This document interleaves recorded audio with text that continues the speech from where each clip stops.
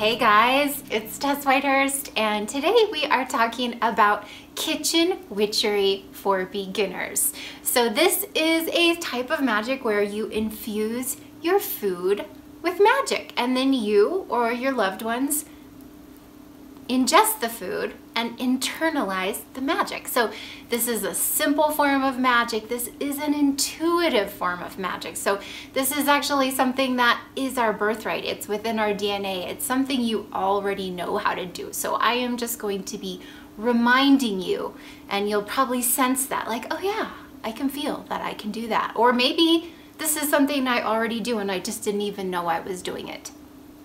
So the main principle of kitchen witchery is to infuse your food with intention. So you got to start with an intention. So for example, you want to phrase it in the present tense. I always say this for intentions. You phrase the intention in the present tense as if it's already true. So some examples for kitchen witchery that might be great would be, our hearts are open and our love is full. Especially if you're having a family gathering. If you want to do some abundance magic, you could do, we are prosperous, we are grateful, we are rich. So present tense as if already true. Even coming into the present moment could be a great intention for kitchen witchery. So a good intention for that would be, we are joyful and mindful in the ever-present now. So just some examples so you know what I'm talking about. You can steal those verbatim or you can create your own.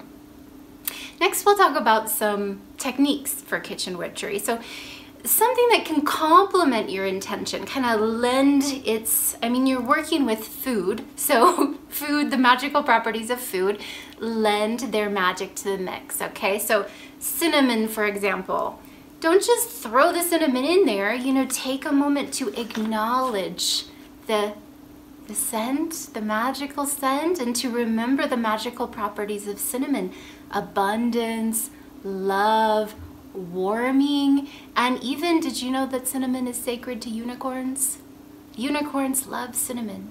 So just acknowledging that, remembering it, not only does it bring joy to you, and increase the sensual pleasure of cooking, it also awakens those magical properties. When you acknowledge the sacredness of anything, this is a principle of magic, its magical properties come to life. Its energy becomes awakened because you acknowledge it and place your attention on it.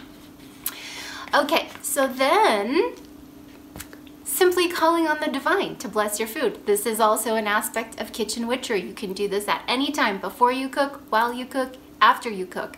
You can call on God, Goddess, all that is, the great goddess, the divine presence, or maybe a harvest god or goddess like Lu or Demeter, or Gaia, the earth mother. And so just doing an invocation, calling on the divine to bless, asking the divine to bless.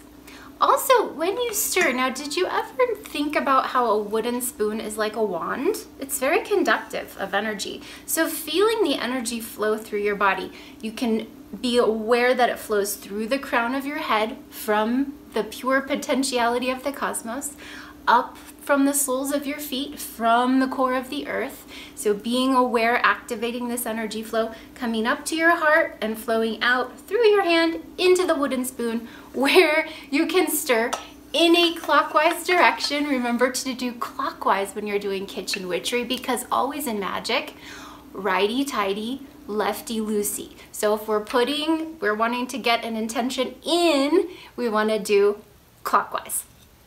Okay, then you can also just hold. So let's say you have some tea. Don't you love this cauldron cup? Let's say you have some tea that you want to infuse with your intention. Again, remembering that energy flow, crown, feet, heart, out through the arms, into the hands, and infuse with your intention. We are prosperous, we are grateful, we are rich. Or if it's just your tea, I am prosperous, I am grateful, I am rich. You feel the feelings, you send the feelings through that energy current into, and you can envision the tea or the food, whatever you're empowering, being filled with light, pulsating with that light. That light can be like a visual representation of the energy and the emotion that you're sending into it. While something is baking, you can place your hands on top of the oven and send that energy in. The same way, setting that intention, feeling the current, sending it in. Or you can simply hold your hands over a dish after it's finished or at any point in the cooking process and send the emotions and the intention into it in that way. Okay, so here are some things you can start to work with, and just, you can do this anytime you cook. It's a really fun way to infuse magic into your everyday life. So food is magical, you are magical, enjoy your food, enjoy being you, and find lots more magical tips at tesswhitehurst.com.